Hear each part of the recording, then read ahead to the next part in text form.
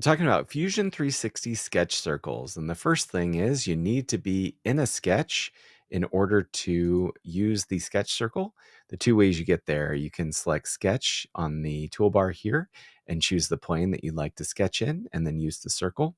Or if you have an existing sketch, you can right click down below and choose edit sketch. So we're going to go up to create and we're going to choose circle, and we'll see a whole list of circles that we can use that can save us time to achieve some slightly different outcomes. The first being the center diameter circle. This one's great when you want to drop a circle right on the origin, or if you'd like to drop one right at the end of a line. This is great for, a fast, quick circle to create in your sketch. Next is the 2-point circle. And like it sounds, you're going to select 2 points. And this is helpful when you're maybe working with a line, for example, or at corner to corner. We can drag from corner to corner. Does a nice job with both of those. The 3-point circle, in this case, I'm going to try to define it with 3 different endpoints. I'm going to do these 2 corners. And since this is a rectangle and not a square, these are slightly different lengths from the width versus the height. I can select these endpoints to create the circle. One thing about sketches in Fusion 360, you can select a circle and make it construction by hitting X on the keyboard or right-clicking and choosing normal construction. And this will allow this to be reference geometry that doesn't get extruded or included in your features like a revolve or a sweep. All right, let's talk about one that I rarely use and I should, and that is the 2 tangent circle and the 3 tangent circle. What this does really well is selecting lines and creating tangency and then allowing you to scale and place where you want it. And I love this because I do this, but I do it manually. What I'll often do when I'm sketching is drag in a circle, and then I'll select the circle and then the line, and I'll choose tangent.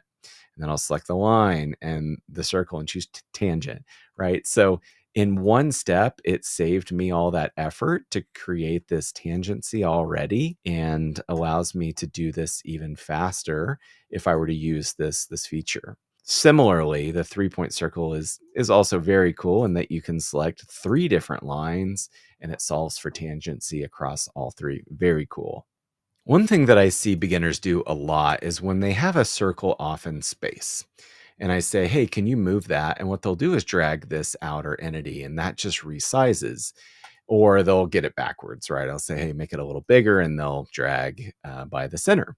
So with circles, when there's nothing defined, if you drag the center point, it will move it. If you drag the outer, it's going to resize. Now, if I were to add this to the origin, it's adding a coincident constraint, and so therefore it won't move. So I can't drag it anymore unless I get rid of that constraint. But I can drag the outer arc to make it bigger because that hasn't been defined. Now, when it comes to defining circles, by default, when you drag in a diameter, a dimension, it's going to make a diameter. Now, is there a way to change that? You can right click and choose toggle to radius, and that will cut it in half and display this as a radius value. You can always go back by toggling diameter. That's the default of how this works with circles. And the other thing that you can do when you're placing a circle to save even a tiny bit more time is click and drag. And before you place it, you'll notice that number right in the middle. If you type in a value, 145, hit enter, it's going to place that diameter automatically for you. Now, what if you want to break this up into a semicircle? I'm going to sketch a line going across, and I have a couple options here. I can hit S for search, and it wakes up my shortcut toolbar here. I'll come down to the search bar, and what I'd like to do is search for trim. And if I hit trim, I now can trim away this bottom part and only have this upper semicircle. I'll hit undo. Now I'm going to do another search, S for search, and I'll search for break. If I choose break, this allows you to place a break right where that X meets the circle. And if I now click on it, you'll notice I'm only getting a upper semicircle or a lower semicircle. So that's a nice way to break it up and allows you to still keep the geometry there if you'd like to. Maybe you could even make this reference geometry down below so that you can see it, but it doesn't get included in features. One more thing, I want to talk about constraints with Fusion 360 and circles. By default, if you've got a couple circles, if you were to do the outer to outer, right click, you can make these tangent. So they'll meet at one point in space, and then you can adjust, or you can choose the outer arc and the outer arc and right click and choose and make them equal. And that'll make them the same diameter or radius. You can line them up by choosing the center points and making those horizontal or vertical. You can sketch lines to connect them and then make that line whatever you want it to be. Right click, make that horizontal. You can also do it that way. But what if you want circles within circles? The way you do that is a couple different ways.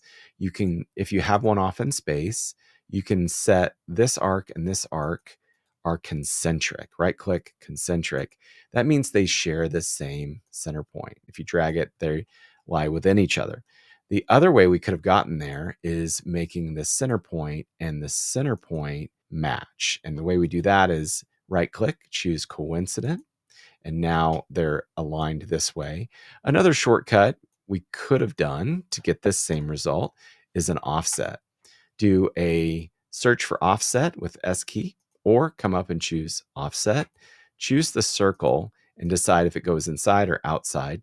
Drag it where you want it or place the value. Hit OK. You now have a concentric circle. It's going to stay concentric related to this outer arc. So that concludes our demonstration on circles. We're working our way through all the Fusion 360 features. I'll see you guys in the next video.